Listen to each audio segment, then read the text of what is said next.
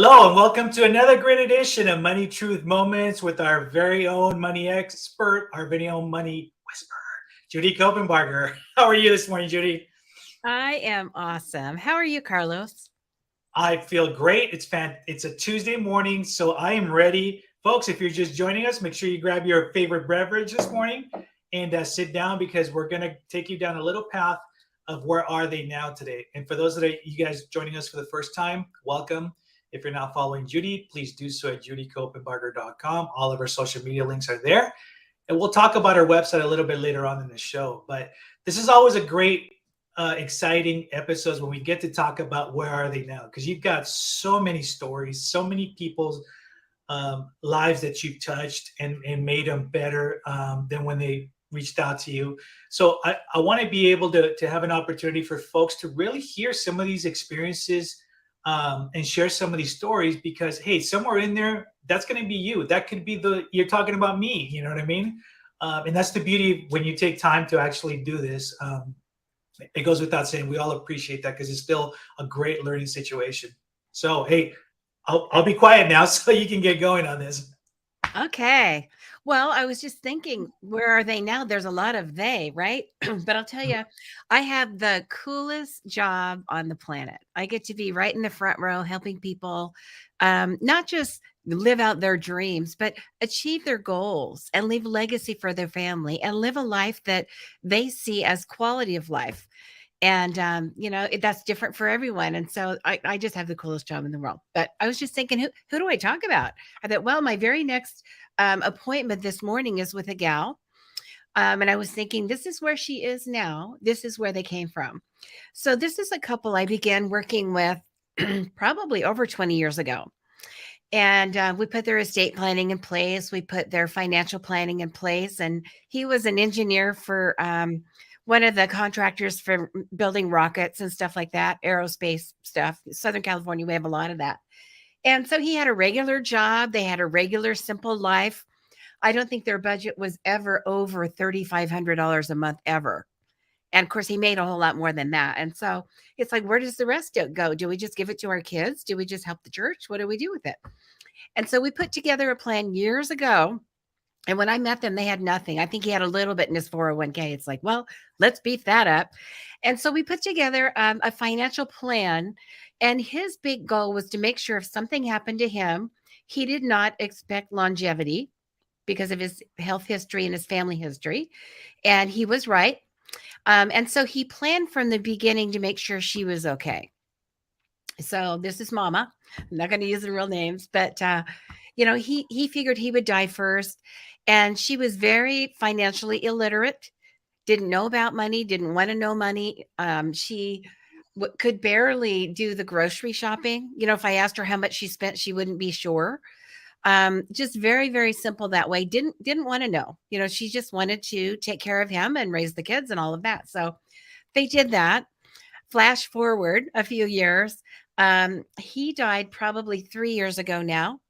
I'll be meeting with her and her daughter in just a little bit, but and it was a 2 years coming thing. He had heart issues and then he had stroke issues, and it was kind of a long, and then he went on dialysis, all of that. So it was kind of, we could kind of see the end coming. And his whole thing was, I want to make sure she's okay. She's got what she needs. If she has a health issue, it's covered. She's got support that she can ask questions of and make sure that, the taxes get handled, because she has no clue. And so now here we are. I meet with her 3 times a year. And in between, if she needs to call and I need to just talk her off the ledge because she heard something or read something, and she gets nervous about, whatever she's hearing. And I just talk her off the ledge. And then we have 3 times a year where we sit down and make sure everything is in order financially. And she is in great shape. And Wow. we never finish a phone call or finish a meeting without her saying, thank you, thank you, thank you. What would I do without you and the resources? So that's where she is now. And her family's in great shape. She's still able to help them. They have a special needs grandson, and they're helping him as well. So it's just been a great experience being on board with them. You mentioned, there's several things that I want to touch on that story too. One was the fact that it's planning, right? We talked about this in the shows before. So maybe talk a little bit about how to get that started. If you're just joining us, this is something that you may want to take some notes on too, because Judy's talked about this in previous shows. You may want to look back also because she's done some deep dives in planning. But the other key word aside from planning is also your legacy. That's another key word that jumped out at me when you're talking about this story. So you want to elaborate or share a little bit of your thoughts on this? Yeah, planning is Yeah, not planning just, is not what's just, going to happen when what's I gonna die. happen when I die. It's how do Right. I It's how do allocate I income as it comes income in? as it You know, comes their in? If business their income, business maybe I income, have a maybe I job have and I a get paid job every other week or every something. other week. How do you allocate those dollars? And you always want to plan for now, soon, and later. And when you do that, you're always going to have enough. And it's just a matter of knowing how much to put in each bucket and do all of that in a fee free environment or a low fee environment if you can't go fee free, and reduce the taxes along the way. There's so many vehicles that we can use, financial vehicles that we can use that help us either avoid taxes or defer them as your money is growing and accumulating over the years. So it's just knowing which tools to use, which levers to pull at the right time. That's the planning part. And then you mentioned the other word legacy. That means a lot to me with where I am in life and what we've accomplished and what we're helping our children, our adult children, to do. It's about, well, what's going to be my life print? They talk about when a building is burned down, and I just kind of picture walking along the shore in Hawaii. They've had hurricanes there, and some of the foundations from these buildings that were near the shore now are down under the water, and you can see them down through that beautiful clear blue water. And when they talk about where a building had been, they could talk about the footprint of the building, and the footprint is still there. Well, when I'm gone, there's going to be a footprint of my life. I would call it a life print. What will my life print look like? What stories will people remember? What lessons will they have learned from things that I shared along the way? What will have been my value on an imprint on the lives of other people long after I'm here? That's legacy. It's not just your stuff and your money in the house and the palm trees in the front yard, although Mhm. that's nice too. It's who you were and the impact of your life on the life of another. That's huge. And for some people, that doesn't take any money at all or very little money. Other people, it takes a lot. You might have a legacy of leaving a hospital, for some special needs issue. And some people do that too. But your legacy is what you get to leave. And a lot of my legacy is wrapped up in this conversation we're having, helping other people optimize their financial journey, and get to financial freedom, because they do better when they know better. And when you know the facts and you know how to get rid of fees and get rid of taxes and optimize your growth and not get caught in a snare, and there's a lot of financial snares out there, then you do well. And part of my legacy is helping people do that while I'm here and then hopefully long after. I love life print. That's a new term I've never heard before, and Mhm. that resonates very impactful, very powerful as well too. Something I remember many years ago, taking a college class was they kind of talked a little bit about legacy, but in the terms of how do you want to be remembered as a human being. So what they had us do was actually write our own obituary, which was crazy. I was like, "What do you mean? This is me being dead? How am I going to be?" But the exercise, the whole point of it was to really reflect on how you see yourself versus how other people see you. You know, in this case, you've set the bar for a lot of us in the legacy, for sure. Everything that you've done from day one, it's always been about others. It's never been about you. It's never been about your business. None of that. And that's come across in the last several years. I think since the first time we met, it's just why I always remind folks that you're the real deal with that. You're not here to make a quick buck. You're actually want to make sure that people succeed so they don't have to go through these hurdles. They don't have to go through all these extra headaches because they have a resource in you and everything that's related also within your website, which again, folks, we're going to get to in a little bit. But if you're just joining us, welcome. We're talking today about where are they now. Judy just shared a great story, and I'm looking forward to hearing some more. Okay. Well, I glanced through my calendar and I'm thinking of this couple that I'll be seeing on Friday this week. And they are local as well. They came to me with a need to just get organized. Made a lot of money. He probably makes a couple $100,000 a year. Even in Southern California, that's pretty good. She also has a good job, 6 figures income. Their kids are pretty much up and out. They've got one wrapping up college, so the boomerang, years. And so in a couple of years, that child, the youngest, will be launched. And so they are well on their way with actually getting to keep what they earn. It doesn't all go out to tuition or the kids' activities. And so I was like, okay, what do we have to work with? So they came in, we created a financial roadmap, which was an awesome experience for this couple. They never really talked about that. They talked about money and the budget and did you pay this bill and what's due and all that. But they never really talked about what's the money for, how to use it as a tool, not just be bound by its restrictions. And so they saw it kind of in a different light, which I love, to just bring perspective and just, try this on, think about it this way. Maybe, that'll help. So they found a lot of value in that. And with this couple, they earn a lot, but it goes out the window, even though they're not using it now for, raising their kids and all the things that you just have to keep up with. It's just poof.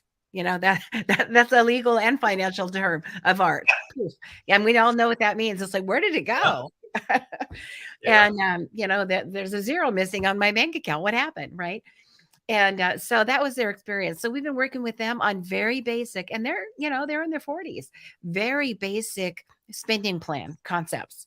And again, it's allocation of income, not just allocation of outgo. You get your expenses, you line up, in priority order what you need to pay, all the envelopes, on the corner of your desk. But we don't always think about allocation of income. When the dollars come in, what bucket do they go in? What is it for? That's again, that planning side. So we've been working on that. And I'll tell you, the things they talk about when we're in our meetings are not like, here are the numbers, although the spreadsheets and all that are there. They like all the detail. We talk about that and what the money's for and what they're doing with their savings and their, the contributions for retirement and all of that. But most of the conversations we have are about the marital harmony and what they've been able to reteach their children, and filling in the gaps with things that they modeled and that they wish they hadn't modeled a certain way for their children. And now saying, look, this is what we've learned. Do it this way, save yourself 20 years of grief and try this, and it's the concepts that we're using. They're not easy, but they're very simple. And a lot of them are available in the YouTube videos, a lot of these podcasts that we put together, these morning shows that we put together. Very simple concepts, and just, step 1, 2, 3, 4, do that. And, see if it doesn't change your life. And it does. But it's just really fun with this couple to see that. So we've only been working together a few years. But already now they have, instead of zero and all these accounts that didn't even exist, they're starting to get traction. They're contributing more in their retirement plan. They're still having vacations and, living a very nice Southern California life, doing things. But they have something that they're putting away now for their goals, which are clear, and their future, which is certain. So they're in really great shape. Awesome. And it's actually a perfect transition for us to talk about your website, because you mentioned resources. So let's talk about judycopenbarger.com. Tell our audience what they can find there, and make sure that they go there, you guys. Absolutely. JudyCopenbarger.com. Very original. I didn't pick the name. Well, I guess I did, because when I married, I became a Copenbarger. So I guess I did have a hand in that. It's interesting. My maiden name was very short. And I like to joke that I was married about 6 months before I could spell my last name right. It's a big one. But really, if you look at it, you sound it out, it's not that bad. But a lot of people say Copenhagen, whatever, but it's Copenbarger. But yeah, the website just has access to all kinds of great stuff. You can go there, and there are YouTube videos, there are articles that will help you in every area of personal and small business finance. There's a little magic green button that you can press, and it'll take you to the Money, Truth, and Life online mastery program. And that is really cool. So it covers all 5 pillars of finance. It covers the protective ones like legal, entities, trusts, wills, all of that. It goes through all the insurances. What kind should I have? How much should I be paying? What's it for? How long should I keep it? It goes through the taxation. That's a big one. It goes through Mhm. the cash flows, cash reserves, and all the investments, the bears and the bulls, and stocks and bonds and 401ks and 403bs and IRAs and Roth IRAs and what are those anyway? And should I have them? And if I do, which is best for me? It'll help you answer all of those questions. So there are 5 courses, and each course has several classes in it where you can go to learn about all this stuff. You just click through there and it'll take you right there. It's Money, Truth, and Life online mastery course. Awesome. And again, folks, if you're not following Judy, you can find all of her social media links on judycopenbarger.com. Please make sure you take some time. All of this content is free and is part of what we talked about earlier about Judy's legacy, just to make sure that you guys are aware those questions are answered that are been bugging you. You don't know where to turn to. And I think that's been the whole purpose from day one, to make sure that the wisdom you share empowers people so they're not afraid anymore of getting out there and talking to the right folks. So with that said, share another story with us, please. Oh, let's see. Let's go to a young couple. Let's see. Oh, very young couple, very young couple in another state. They're out in the Midwest. We've been working together maybe 6 years, and they've been married 5. And when we met, they both made really good money. They were already educated, just out of college and doing really well, and buying a lot of junk, like just collecting things. And I think when they were growing up, they probably just had whatever they needed provided. And so now they were having fun. It's like, there's more money, I can buy more stuff. There's more money, I can buy more stuff. And things like online, new outfits every week and that they didn't really need. It was just for fun. Um, Gadgets in the kitchen and gadgets in the yard and decorating items and just kind of like we have money now, we need to use it up, right? And that's not the way I like to help people think about money. Money's there as a tool for what am I going to need in the future, not just I have to use it up. I have to get rid of it. And some people have that mentality. It's like I have it, I got to get rid of it, use it or lose it. But it's not like that. So anyway, they are doing awesome. As a young couple, they're just approaching 30. And they have a couple $100,000 in all of their accounts. Everything's allocated, spreadsheeted. It's out in these beautiful reports. They've got money for retirement. They don't have children yet. They even have money in their 529s for their future children. They're saving for Nice. college for their kids. So really, really cool. They have retirement. They'll be one of these couples that can retire by 50 if they want to, because Wow. it's just those little bits over time. And they're already seeing all this traction. They have reasonable accounts that they're investing in, and they're happy to do that. Take the advice and use some really great resources and tools that have low fees or no fees. Low taxes is growing tax free, most of it. So they're just doing great. So where they are now, I think, is just the iceberg. It's going to be fun to see where they are 10 years from now at 40, 20 years from now at 50, but they're going to be set with all their real estate and their expenses covered before they get them. Which, how about that, right? Yeah, You go to totally. buy a car, here's the cash for the car. How about that as a concept? You go to pay for college, here's the cash for college. You go to take a vacation, here's the cash in that bucket. So they're living life that way. It's awesome to see. They're an inspiration. So, and I'm glad you've talked about folks who are starting out. This gives a lot of our younger viewers too an opportunity to really start thinking about their future, asking those questions too. So I always like to kind of throw a little bit of a mix when we're talking about where are they now too. So take a moment and think back, maybe recently, maybe a few years ago.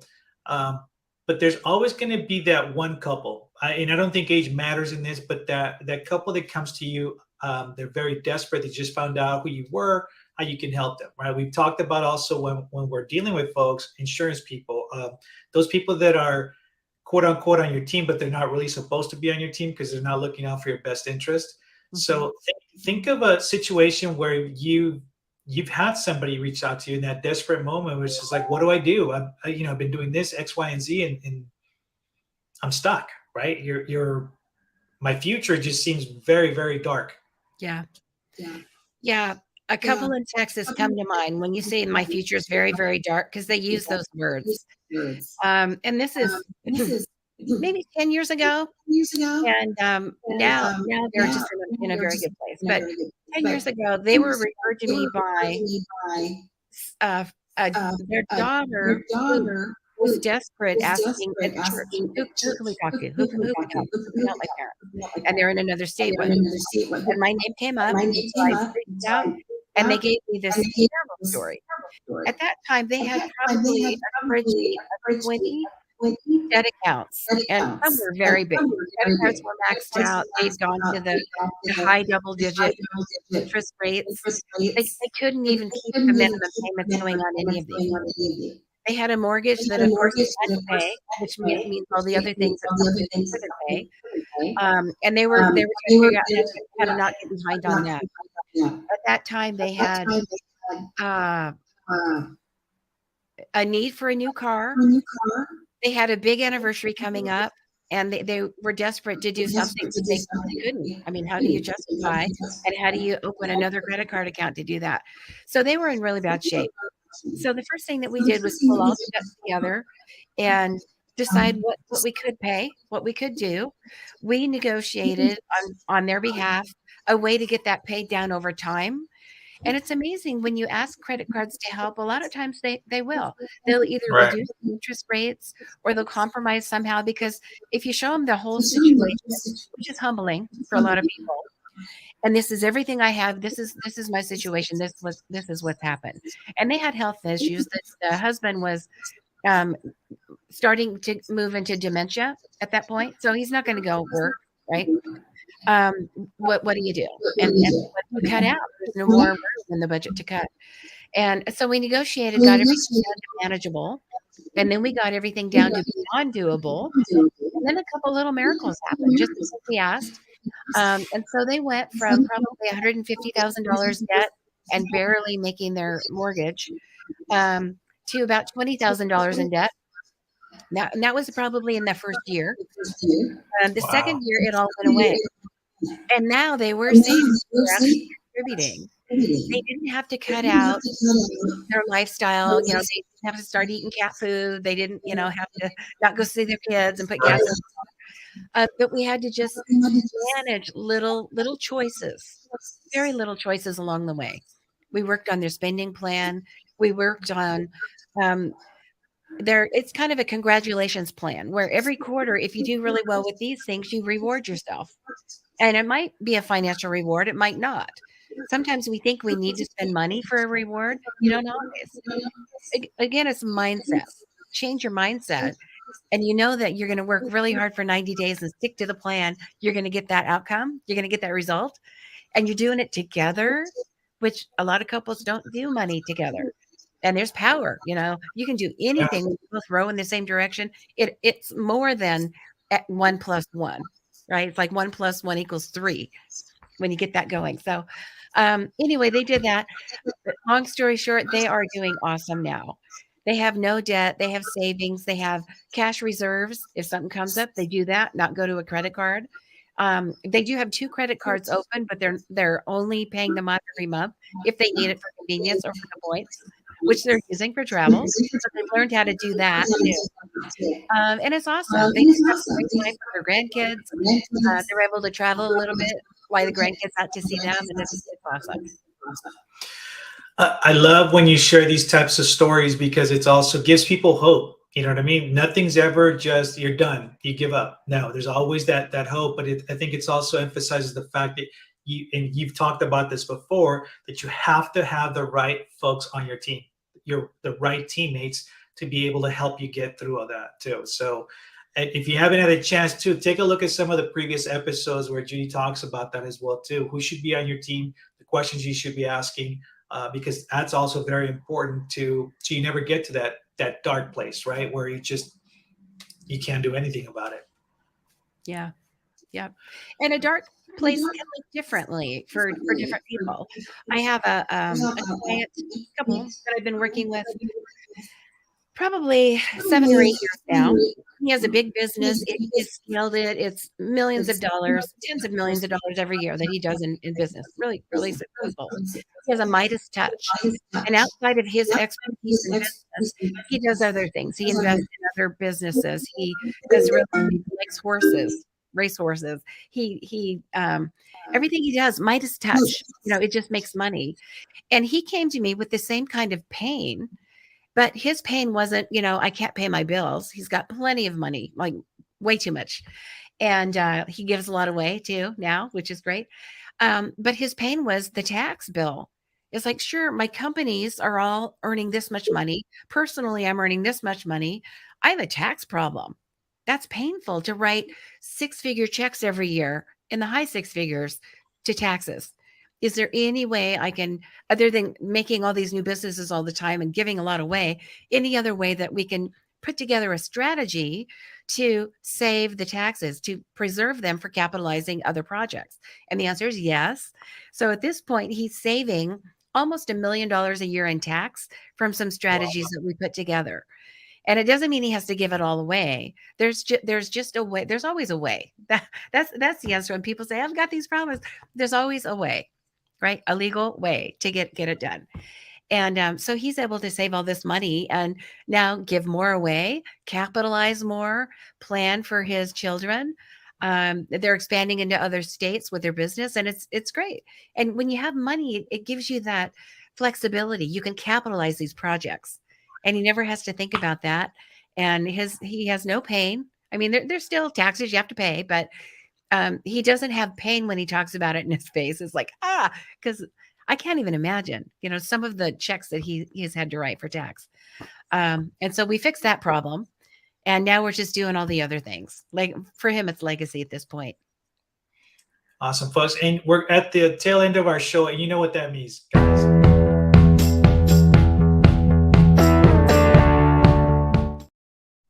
And just because we're talking about where are they now, doesn't mean that Judy doesn't have a challenge for you. What do you got for us today? That's right. Well, here's the challenge for you. Where do you want us to say you are now in the future? Where do you want to be? So maybe put down, pen and paper. You always got to have pen and paper. 5 years and 10 years from today, what do you want to have that's different in your financial life? Is it a number that you want to have in the bank? Is it a number that you want to have in your retirement accounts or in your account for travel, where you can just, take a trip every year and have it already prepaid and not go on the credit card? What are the big parts of your life that you want to make sure are funded, that will just take the pressure off for you? Maybe it's just not worrying if you have enough money to finish the month every month. You kind of have this cash flow that you just spend. It's like, I've been here before. I started saving and now I'm back to zero. Started saving, now I'm back to zero. Am I not earning enough? Are you spending too much? What's the problem here? So whatever it is, where you are right now, what would make 5 years and 10 years look way different for you? Would it be a certain amount of money, a certain amount saved, a couple of goals that you'd like to achieve? Maybe, some of those bucket list items. What is it that you need to work toward? So when we're sitting there in 2028 and 2033, we can say that was successful. That 5 years, that 10 years, this is the outcome I wanted. Where they are now is where they wanted to be. If you can write that down, it's just easy to work backwards, connect the dots, and get there. So that's my challenge for you. Got to write it down. That's right. All right, folks. And if you're just joining us, please watch the beginning of the show. There's a lot of great stories and content that Judy shared. And I think a lot of you can relate to some of what she shared. And if you're not following her, please do so at judycopenbarger.com. We're here every Tuesday morning at 8 a.m. and the replays are on Thursdays at 8 p.m. So make sure you catch one or the other as well, too. Judy, any last parting words? Make it a great week. You can do this. That's right, folks. And we'll see you guys next week. Take care. Bye.